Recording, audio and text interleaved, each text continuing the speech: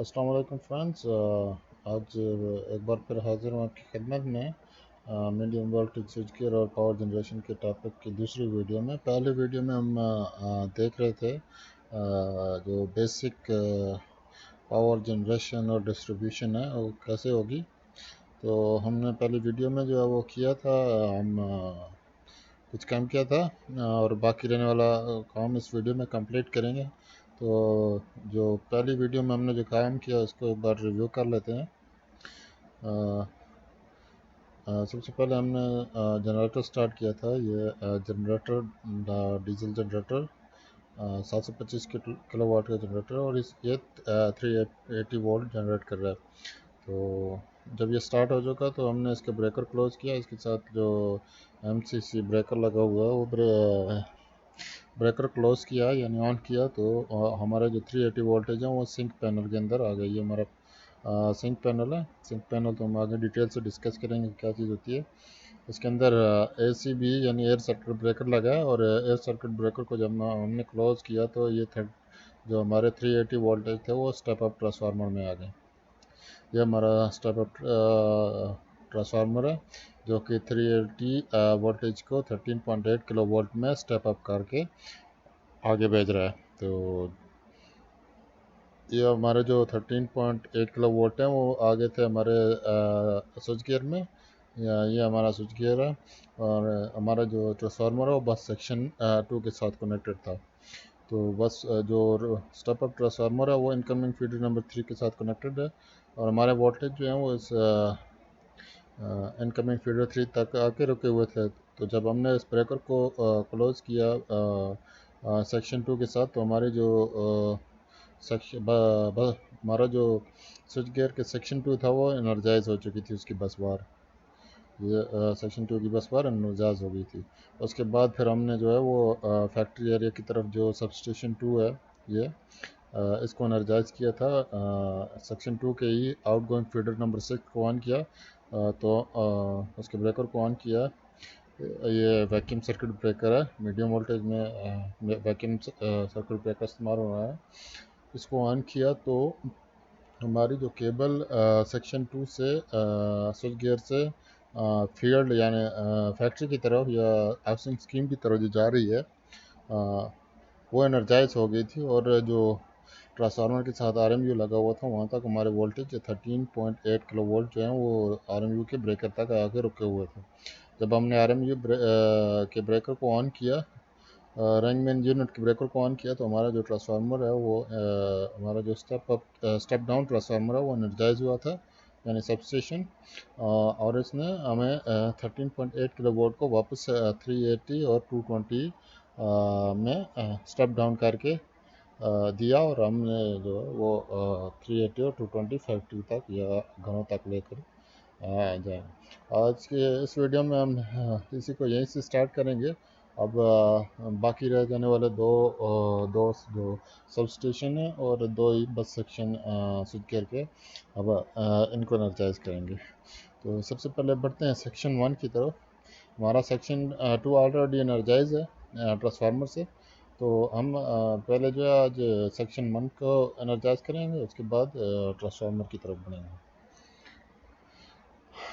ये हमारे पास सेक्शन 1 है। इसके वही साइड वाले दो इनकम फीडर, ये एक इनकमिंग फीडर है, और इसके अलावा एक ये इनकमिंग फीडर। ये हमारे पास अभी दोनों स्पेयर रहेंगे क्योंकि हम जो है इस सिस्टम के साथ एक ही ट्रांसफार्मर लगाएंगे। बाकी आगे जाकर हम तीनों सेक्शन के साथ अलग स्टेप अप ट्रांसफार्मर लगाएंगे।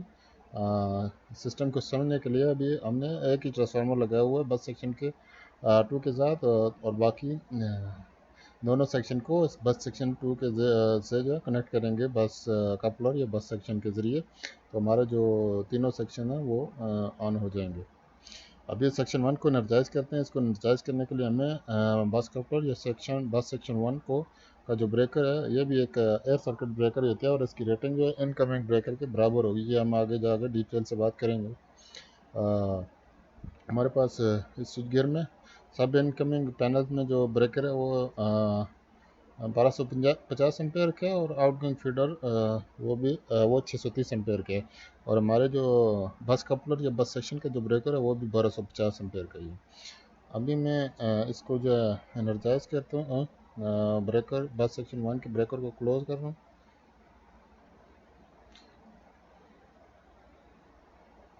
ये ब्रेकर क्लोज किया तो हमारी जो हमारा जो सेक्शन 1 है स्विच गियर का वो भी एनर्जाइज होगा। ठीक है, सेक्शन 2 एनर्जाइज है, अब सेक्शन 1 भी एनर्जाइज हो चुका है। अभी सेक्शन 1 के अंदर से भी एक आउटगोइंग फीडर जा रहा है जी। जो सब स्टेशन 1 है उसकी तरफ एक केबल जा रही है। कौन से पैनल से जा रही है जी? आउटगोइंग फीडर 2 से जा रही है। तो हम इसको एनर्जाइज करेंगे। मैं इसके आउटगोइंग फीडर के 2 के जो ब्रेकर है उसको क्लोज करता हूँ, यानी ऑन करता हूँ। ये मैंने ऑन किया तो हमारी जो केबल है वो जो सबस्टेशन 2 की तरफ 1 की तरफ जा रही है वो एनर्जाइज हो जाएगी। देखें, बस सेक्शन ऑन हुआ, उसके बाद ब्रेकर क्लोज किया आउटगोइंग फीडर 2 का, तो हमारी जो केबल सबस्टेशन 1 की तरफ जा रही है वो भी एनर्जाइज हो चुकी है। तो हमारे वोल्टेज जो 13.8 किलो वोल्ट हैं वो सबस्टेशन 1 के RMU के ब्रेकर के ऊपर आके रुके हुए हैं। तो अब मैं RMU के ब्रेकर को ऑन करता हूँ, क्लोज करता हूँ, तो हमारा जो ट्रांसफार्मर है वो एनर्जाइज हो जाएगा।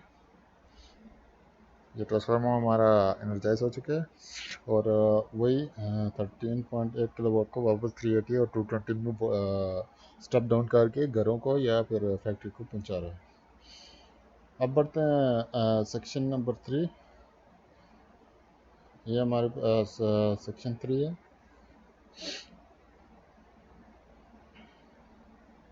इसको एनर्जाइज करेंगे। सेक्शन 3 भी जो है वो बस सेक्शन 2 से ही एनर्जाइज होगा, क्योंकि इसके जो इनकमिंग पैनल है वो स्पेयर पड़े हुए हैं। हमने एक ही ट्रांसफार्मर यूज़ किया, स्टेप अप ट्रांसफार्मर। तो बस सेक्शन को एनर्जाइज करने के लिए अब हमें सेक्शन 3 ऑन करना है। ये सेक्शन जो है बस सेक्शन के जो मैं एक अलग से वीडियो बनाऊंगा तो उसमें आप समझ जाएंगे अच्छी तरह से कि बस सेक्शन के क्या फ़ायदे हैं और हम इसको क्यों इस्तेमाल करते हैं स्विच गियर के अंदर। तो मैं बस सेक्शन 2 के ब्रेकर को ऑन करता हूँ, क्लोज करता हूँ, और जब मैंने बस सेक्शन 2 के ब्रेकर को ऑन किया तो हमारी जो स्विच गियर की स्विच गियर का सेक्शन 3 है वो भी एनर्जाइज हो चुका है, ऑन हो चुका है। वोल्टेज इसके अंदर और उसके बस बार के अंदर आ चुके हैं। अब तीनों जो सेक्शन है इसकी बस बार लाइव हो चुकी है, यानी हमारा जो बस पूरा स्विच गियर है उसकी बस बार जो है वो एक तरह से कॉमन बस बार हो गई है। यानी पैनल 1 से पैनल 20 तक, सॉरी पैनल 19, यहाँ पे 19 पैनल है। एक मीटरिंग का पैनल उसमें मैंने लगाया, वो जब आपके आगे जाकर जब तफसील से देखेंगे तो उसमें जो है मैं मीटरिंग का पैनल भी लगाऊंगा। यहाँ पे इसकी ज़रूरत नहीं है फ़िलहाल, तो मैंने नहीं लगाया। तो अब पैनल 1 से 19 तक हमारी जो बस बार है स्विच गियर की वो कॉमन है और एनर्जाइज है। अब सेक्शन 3 के साथ भी हमारा एक फैक्ट्री के लिए जो सब स्टेशन है वो लगा हुआ है। ये लगा हुआ है जी आउटगोइंग फीडर नंबर 9 में। तो इसको मैं एनर्जाइज करता हूँ। आउटगोइंग फीडर 9 के ब्रेकर को क्लोज किया, ऑन किया, तो हमारी जो केबल जा रही है सब स्टेशन 3 की तरफ फैक्ट्री के अंदर या हाउसिंग स्कीम के अंदर, वो केबल एनर्जाइज हो गई। ये देखें, यहाँ से आउटगोइंग फीडर से सब स्टेशन के RMU तक आके वोल्टेज हमारे रुके हुए हैं। अब अरेंजमेंट यूनिट के ब्रेकर को मैं क्लोज करूँगा तो हमारा ट्रांसफार्मर भी एनर्जाइज हो जाएगा। ये आखिरी transformer sub station number 3 energise हो चुके हैं। हमारा जो इस पहली जो पहली हमारी जो डायग्राम है इसमें हमारा जो पूरा सिस्टम हमने लगा के रखा है वो एनर्जाइज हो चुका है। एक बार से फिर रिव्यू करते हैं।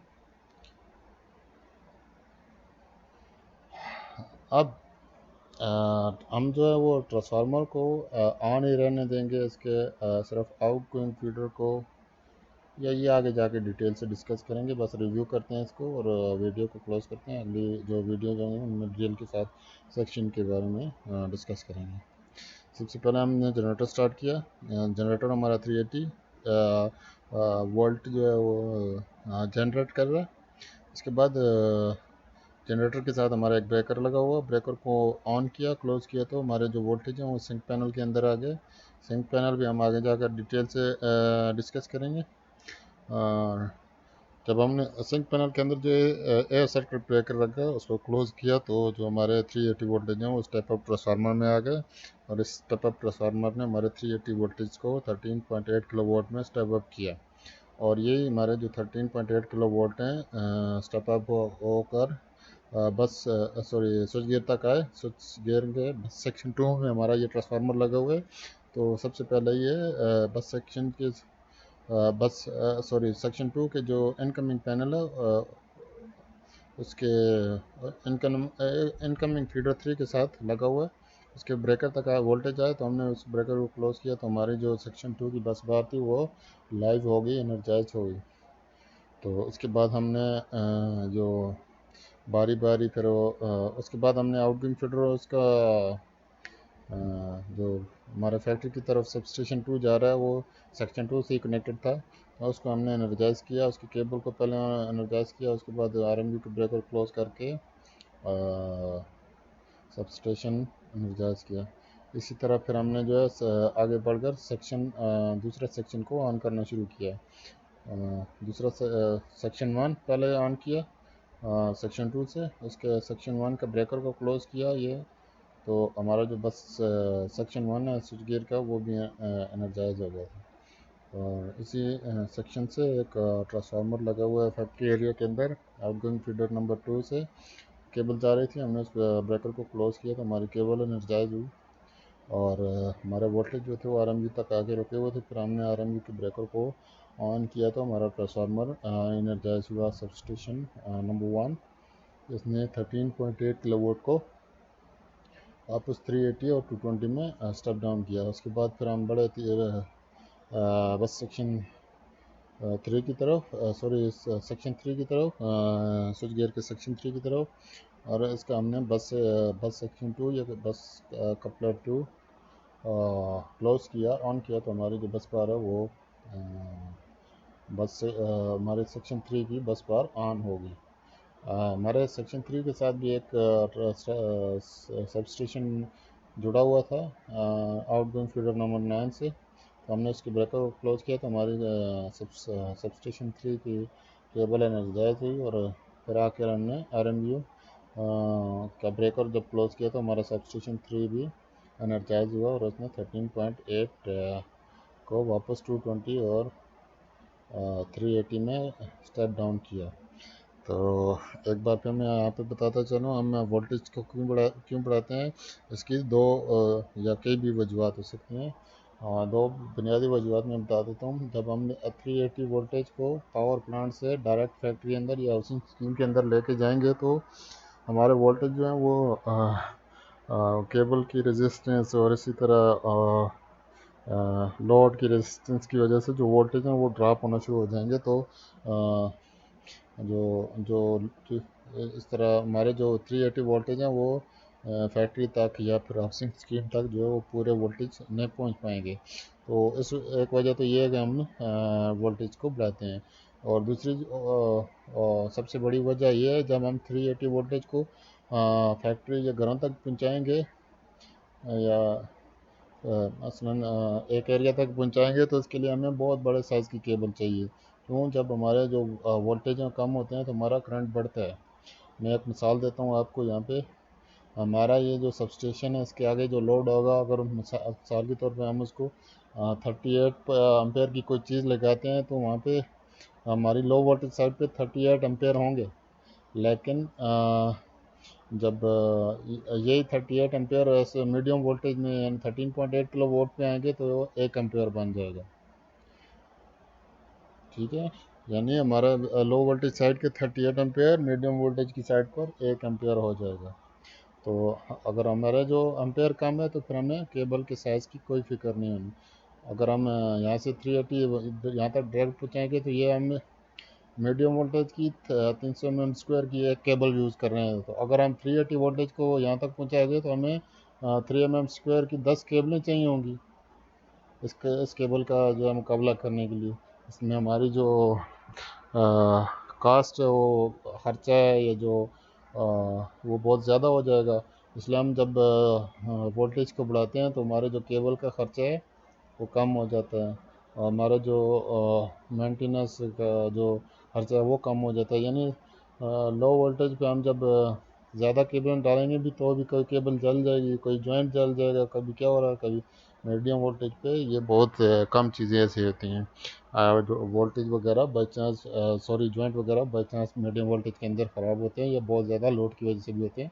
और वो भी जो जब एक जॉइंट आप लगाते हैं तो उसकी जो मिनिमम लाइफ 1 साल होती है, जबकि लो वोल्टेज आप यहाँ पे यूज़ करेंगे तो वो 1 महीने के बाद 2 महीने के बाद जो है वो ख़राब होना शुरू हो जाएंगी। आज की इस वीडियो में इतना ही। इस डायग्राम को अगर आप पीडीएफ ड्राइंग में डाउनलोड करना चाहते हैं पीडीएफ फॉर्मेट में, तो डिस्क्रिप्शन में लिंक दिया गया है, वहाँ से आप इसको डाउनलोड कर सकते हैं। बाकी जो अ, बाकी वीडियोस हम आस्ते आस्ते आगे अपलोड करते जाएंगे। हमारे साथ रहिए, हमारे चैनल को सब्सक्राइब कीजिए और कमेंट्स कीजिए आपको अगर हमारी वीडियो पसंद आ रही है तो। आज के लिए इतना ही, बहुत शुक्रिया, अल्लाह हाफिज़।